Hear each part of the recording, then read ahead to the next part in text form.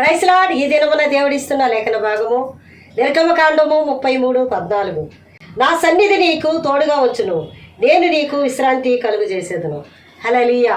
ప్రియ దేవుని బిడ్డలారా, ఈ వాక్యము ఈరోజు మనతో మాట్లాడుతుంది.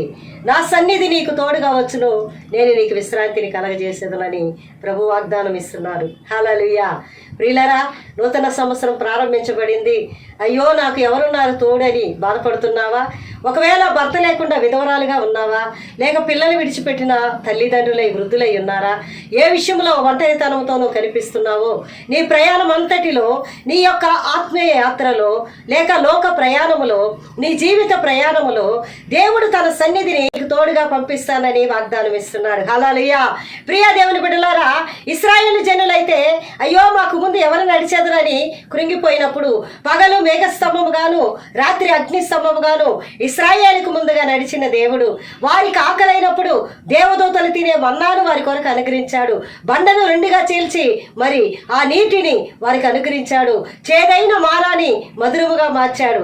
ఎర్ర సముద్రమును 2 పాయలు చేసి ఇశ్రాయేలు జనుల్ని నడిపించాడు. అనేకమైన శత్రువుల పోరాటము నుండి దేవుడు వారిని రక్షించాడు.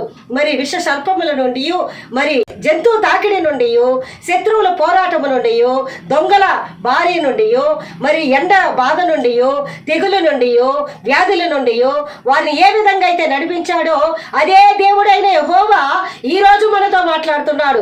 ఆయన ప్రియుడైన యేసుక్రీస్తుని మన కొరకు కల్వారి శిలువలో ప్రాణం పెట్టుటకు ఆయన అనుగ్రహించిన దేవుడు, తన సొంత కుమారుడినే వెనుదీయక అనుగ్రహించిన దేవుడు అంటున్నాడు, నా సన్నిధి ఈ రోజు నుండి, ఈ నిమిషం నుండి నీకు తోడుగా రాబోతుంది. ఇంటర్వ్యూకి వెళ్తున్నావా? నా సన్నిధి నీకు తోడుగా ఉంది. ఎగ్జామ్ రాయడానికి వెళ్తున్నావా? నా సన్నిధి నీకు తోడుగా ఉంది. పరీక్షల కొరకు వెళ్తున్నావా? నా సన్నిధి నీకు తోడుగా ఉంది. లేకుంటే వివాహానికి ఆయుధపడుతున్నారా? మరి నా సన్నిధి నీకు తోడుగా ఉంది. అత్తగారింటికి వెళ్తున్నావా? నా సన్నిధి నీకు తోడుగా ఉంది. అయ్యో అత్తగారింటికి నేను వెళ్ళిన ఎడల ఆ స్థలములో నాకు తల్లిదండ్రులు ఉండరే, నాకెవరుంటారు, నేను ఒంటరిగా ఉంటాను అనుకుంటున్నావా?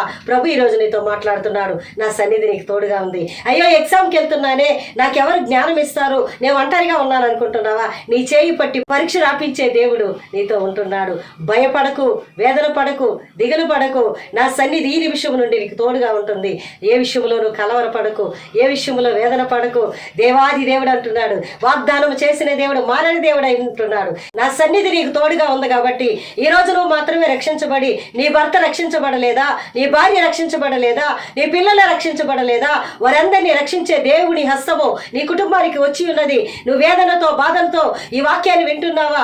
ప్రభు ఈ రోజు నేను ఓదారుస్తున్నాడు. నా సన్నిధి నీకుండగా నీకెందుకు దిగులు? నా సన్నిధి నీకుండగా నీకెందుకు బాధ?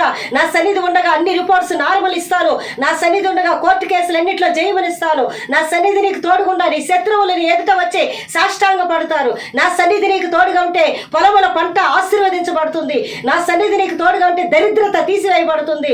నా సన్నిధి నీకు తోడుగా ఉంటే అప్పుల బాధలు తొలగిస్తా. నా సన్నిధి నీకు తోడుగా ఉంటే వ్యాధి రోగాలు తీసివేస్తా.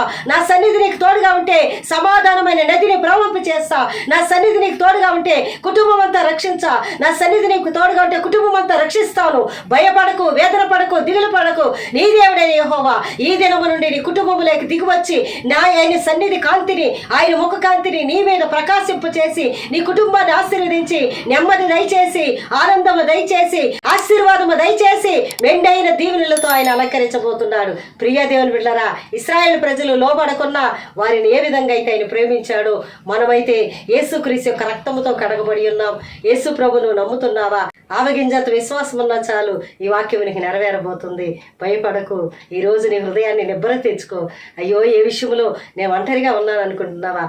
భర్త కొట్లాడి విడిచి వెళ్ళిపోయాడేమో, అతను నిన్ను వెతుక్కొని రాబోతున్నాడు. భార్య నిన్ను విడిచి వెళ్ళిపోయిందేమో, వారిని నిన్ను ఎత్తుకొని రాబోతున్నాడు. తలలో ట్యూమర్ వల్ల నువ్వు కంగారు పడుతున్నావా? పెరాలసిస్ వల్ల నువ్వు కంగారు పడుతున్నావా? అందరి చెయ్యి విడిచి నువ్వు బ్రతకమని చెప్పి నేను బాధపరుస్తున్నారా? నా సన్నిధి నీకు తోడుగా వచ్చును, నేను నీకు విశ్రాంతిని కలగజేసేదను. ధైర్యం తెచ్చుకో. ఈ వాక్యము నీ వినికిడిలో, నా వినికిడిలో నెరవేరును గాక. ఆమేన్, ఆమేన్.